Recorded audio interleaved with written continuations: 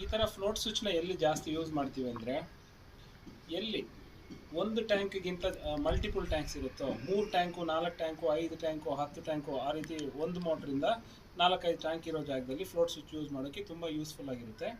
ಯಾವ ಥರ ಅಂದರೆ, first any brand water level controller ಆಗಲಿ, ಅಲ್ಲಿ ಸಿಸ್ಟಮಿಂದ ಬರುವಂಥ ಕಾಮನ್ ವಯರು ಫ್ಲೋಟ್ ಸ್ವಿಚ್ ಕಾಮನ್ಗೆ ಕನೆಕ್ಟ್ ಆಗಬೇಕು.